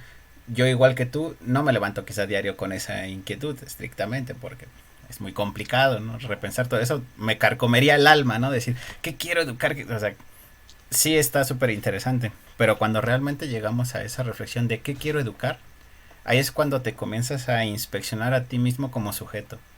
En este sentido, que a quién quieres trastocar muchas veces. Yo no quiero dejar una huella, así estrictamente así. Yo no quiero dejar una huella en otra persona. Porque mi objetivo no es dejar una huella, eso sería como algo muy ególatra. Creo que mi objetivo es simplemente ser la mejor posibilidad de pedagogo desde las diferentes aristas que están en mi interior y seguir trabajando desde ello. No busco realmente buscar esta educación, esto o esta formación, esto, sino yo busco en el momento a que estamos actuando, buscar la forma de que el sujeto se desarrolle a sí mismo muchas veces.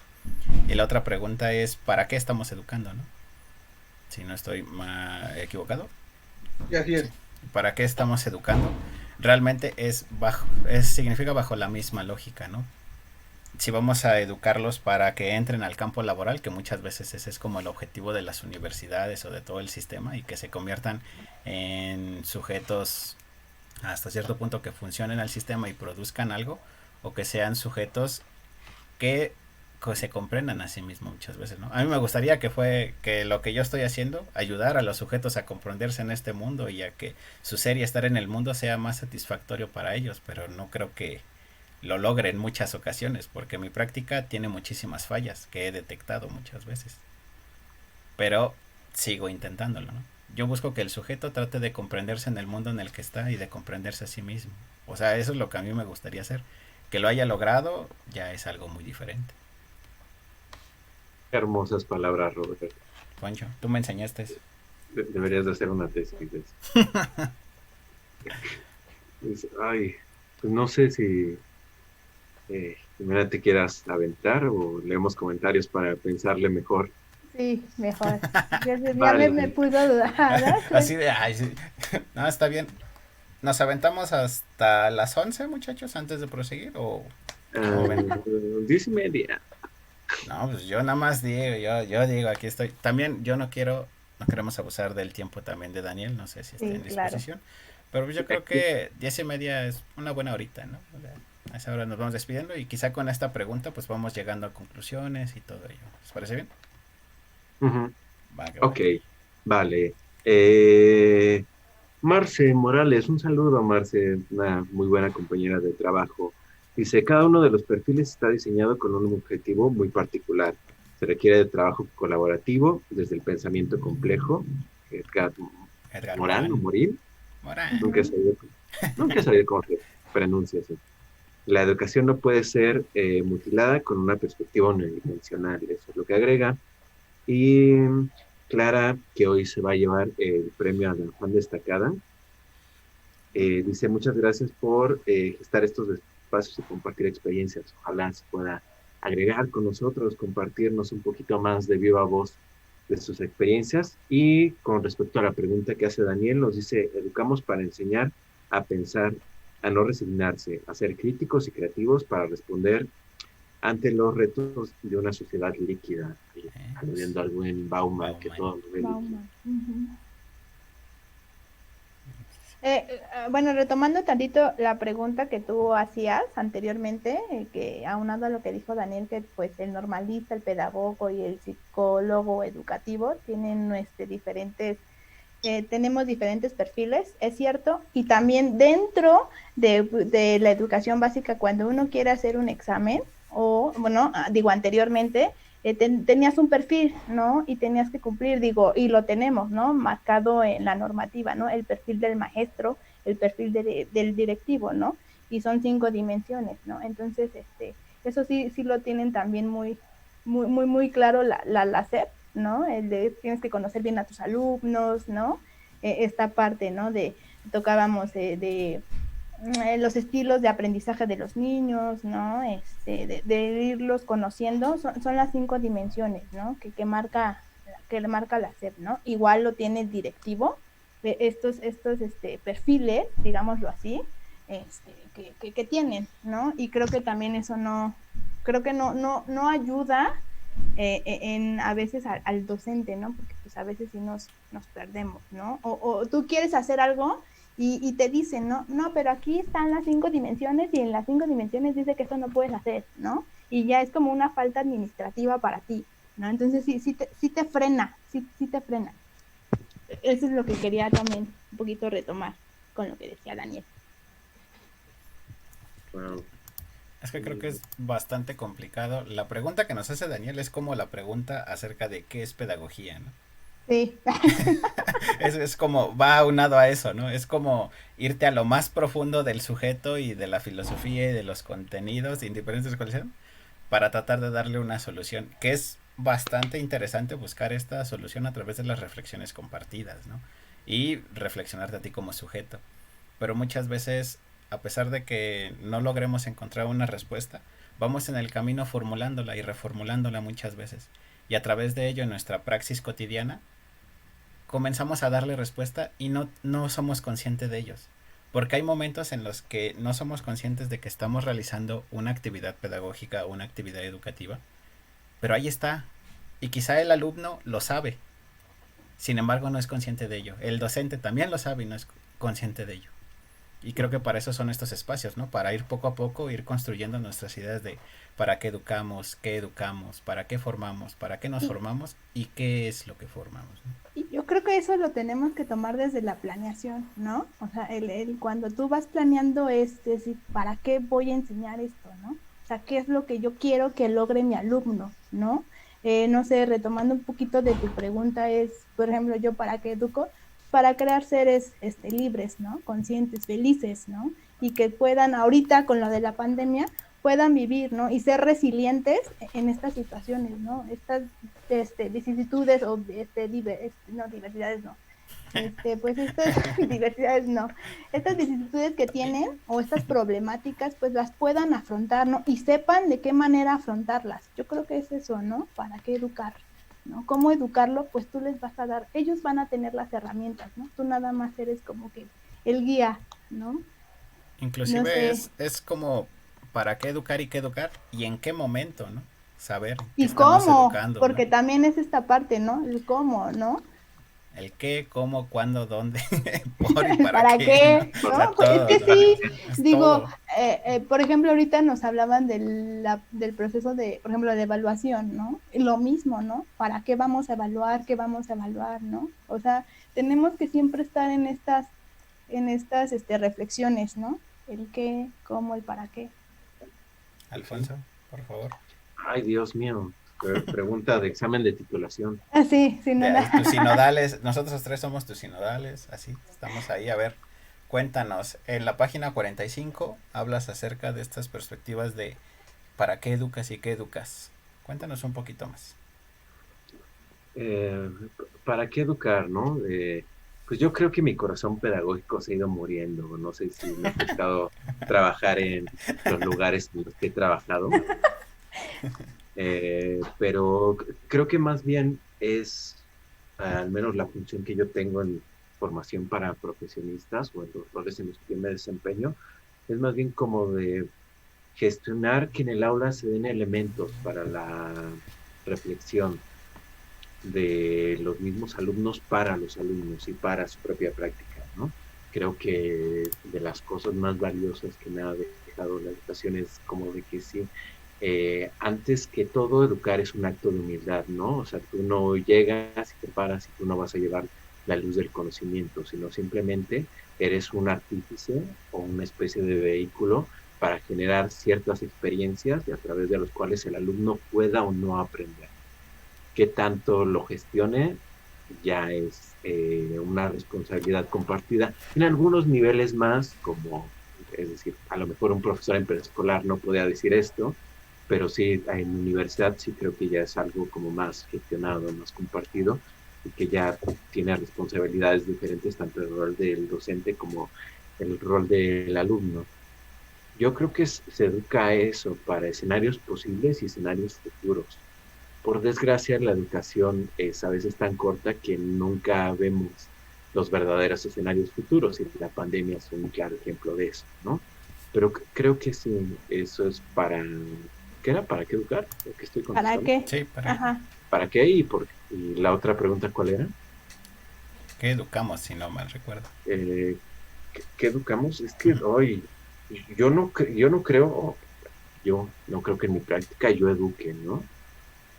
Damos elementos de transformación y a partir de eso nos dan dinero que se agradece, personas que hayan decidido contratarnos, pero no, yo no creo que, yo estoy en contra de la figura del educador como facilitador, ¿no? Yo creo que más bien lo que se trata en el aula es eso, ¿no? De poner el panorama completo para una complejización de los conocimientos y que uno le ponga o intente poner como el panorama de en qué escenario se podría ver el conocimiento que se está viendo, de que aparte ver la carga ética, la carga afectiva que pudieran tener esos conocimientos que uno imparte. Y pues creo que es eso, ¿no? Gracias por contratarnos a las personas que nos han pagado. Que es parte importante de nuestra subsistencia. Es que sí, no se puede negar. Hay un teórico que estoy revisando ahorita para la cuestión de la práctica docente que nos dice eso, ¿no? Que la docencia es una de las actividades más complicadas porque precisamente se mueve en eso. Es un oficio, porque al final de cuentas se están pagando por trabajar con materia prima, que es el conocimiento y tus libros y tus plumones si hay. Que por otro lado es una cuestión de carácter ético, porque el profesor al tener como todos estos elementos en el aula, se vuelve como muy complicada la cuestión de la transferencia, por ejemplo, viéndolo desde el psicoanálisis.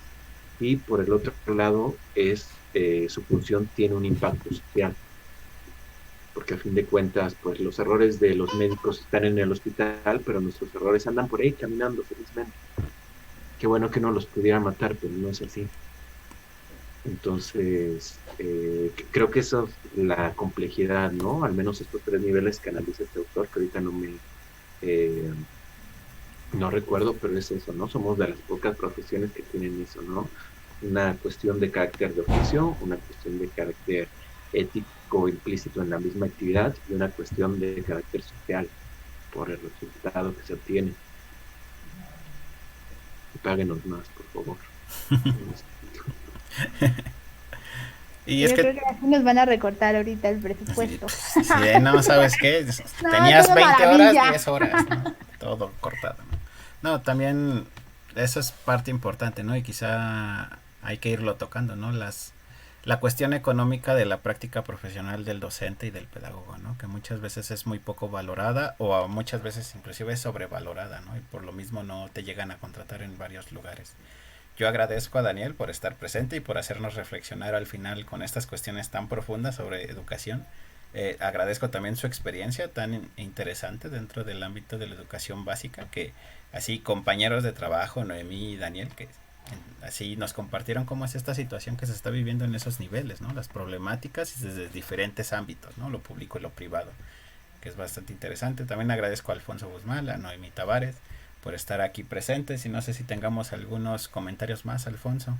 Pues al final solo Marce Morales nos dice que hay que ejercitar la docencia reflexiva en todo momento, que creo que es como el cierre perfecto a lo que acabamos de decir. También un saludo a Anabel Segura, igual una gran compañera de trabajo que nos hizo el favor de sintonizar. Igual recordarles a todos los que nos están viendo esto, ya sea en vivo o diferido, que si quieren participar, si quieren animar a venir a charlar un ratito con nosotros, como se animó el buen Daniel, pues aquí tenemos las puertas abiertas, ¿no? El En Zoom especial está abierto. a Clara Hansen, ¿no? Si se anima y si nos manda ahí un mensajito directo por la página, lo gestionamos o a quien le interese, ¿no? Saben que este es un espacio para reflexionar, para desahogarse, para no llorar solo, ¿no? Que creo que es lo importante. Y para exigir más presupuesto, por favor. Más por supuesto que también eso es como un temazo, ¿no? Que ya no hemos tocado. O sea, se tocaron temas como el sindicalismo dentro de la educación, se tocaron las cuestiones socioemocionales, Yo creo que las nos llevamos cuestiones 4 horas. culturales, o sea, hay muchísimo para abarcar, ¿no? Sin embargo, pues no tenemos todo el tiempo del mundo, tenemos hambre, no nos pagan por hacer esto tampoco, entonces Sí, pues hay que aclarar, porque si no, luego van a decir no, que no, nos pagan. No nos no, pagan, muchachos. es como dicen, es por amor al arte, porque nos Así gusta, es. y Apóyenme en Patreon, síganme en porfa. OnlyFans. No, quizá en algún momento hagamos un Patreon, pero no sé. No, yo No, digo que no. O sea, no. sí lo he pensado, pero digo, no, como para que esto es amor al arte, como se El, llega a el, el decir, ¿no? cochino dinero. No todo se trata de dinero, Spider. Exactamente, ¿no? Estas cuestiones se trata más de compartir nuestras experiencias desde la pedagogía. ¿Algún comentario, Daniel? No, pues nada, Roberto, gracias por invitarme. Como dije, ya tenía varios años que no nos veíamos. Pues gracias por invitarme. Fue un gusto haber compartido con ustedes, escucharlos. Un placer, Alfonso, un placer, Noemí, poder compartir estas reflexiones, ¿no? Que son importantes, pues que al final del día, como dicen, ¿no? No nos pagan un peso por estas reflexiones, pero pues son importantes. Al final del día, poder compartir con otros, pues es enriquecedor. Les agradezco por el espacio. Noemí. No, ¿de qué? Al contrario. Gracias por invitarme nuevamente, muchachos. Y pues Alfonso. igual. Noemí, perdón. No, ya me quitas. No, no es cierto. No es cierto. Siempre me quitas el micrófono, Roberto. Sorry. No, ya. No, nada más quería decir eso. Ay, perdón, lo siento. Ya no vuelvo a hablar. Alfonso. Cámara, banda. Ya se la saben.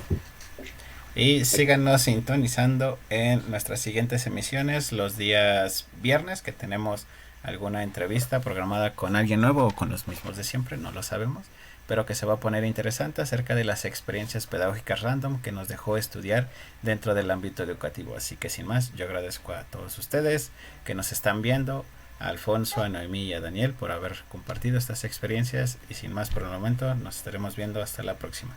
Y los días miércoles aquí nos tocó educar. Nos vemos, Ya por muchachos. fin la dijo. Ay, Nos ya no tuvo vemos. Feliz. reticencias, sí, ya. Porque tiene odio contra eso. Odio, sí. Véanlo en su rostro, miren. Véanlo. No es cierto, muchachos. Cuídense. Muchas gracias por Cuídense. sintonizarnos. Buenas Bye. noches.